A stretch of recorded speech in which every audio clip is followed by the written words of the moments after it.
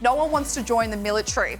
And that's tricky as the world is becoming even more unstable and the Ukraine war is bringing conflict close to NATO's doorstep. But it looks like it could be hard to get the next generation of troops to serve.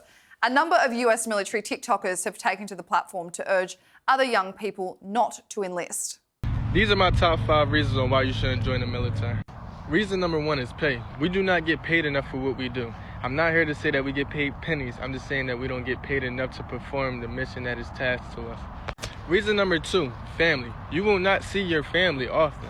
You might see them on holidays, and that's about it. Addiction, bro. Caffeine, nicotine, alcohol, everything. You're gonna be addicted to it, everything.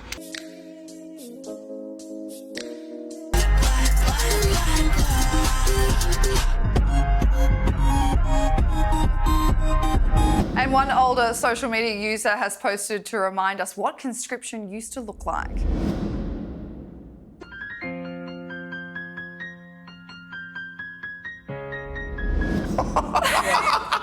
It's a contrasting situation. I know, yeah. What do you guys think? Do you think they're too Gen Z too woke? Thankfully, I'm a millennial. I think it's a values disconnect. I mean, in the US in particular, they're known for recruiting. I mean, you can't join the military if your IQ is below, I think, 70. That's the IQ of a carrot. So really, they target less scholastically successful students, should I say. So for them to complain about pay, I'm like, your economic value is very low. You don't have the IQ of Einstein, with all due respect. Wow. But also, there's a values misalignment. You're going into the military to serve your country. Yeah. It's not about, like, that should be the biggest benefit. It's like going to the police. You're not going to the police in the hopes of becoming a millionaire. It's because of the values that have drawn you to it. So I think that's probably a big issue. But also, in the US, for instance, one of the biggest issues they have with recruiting people in the military is they're too fat.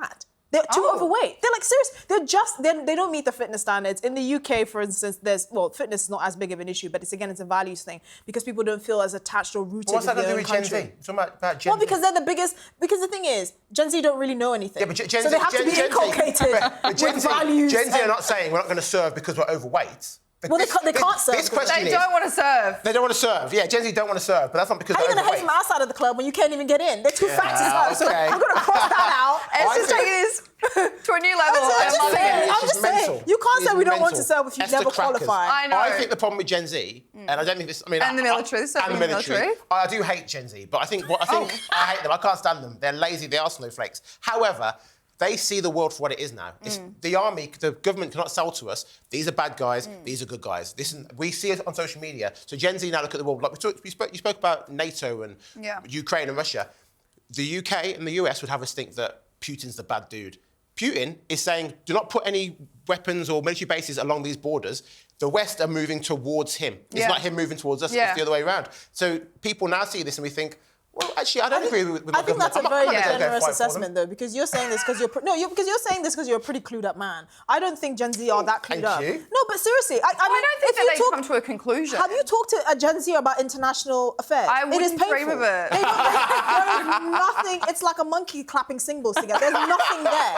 I don't even think it's a. I genuinely think they're thinking, "What am I fighting for?" They don't feel attached to this country. I think on the most kind of baseline argument, they're thinking this country's a balkanized mess. In America, you have all these millions of immigrants coming in over the course of a year. In the UK, I mean, you go to London, that's London-stan. You go to other parts of the world. London-stan. But that's what I think is the whole point of this influx of TikToks is that everyone's taking the piss out of conscription because they're just basically like, what? We would never do that. Yeah, we would never serve. We would Yeah. never put our bodies on the line for the country. There's no patriotism like there probably was. I mean, you probably have a point. Like, they wouldn't want to go and fight in, let's say, Gaza or whatever. That could be it if they're clued up. But I don't have that much faith in them. I don't think they read up. All of our these press, a lot things.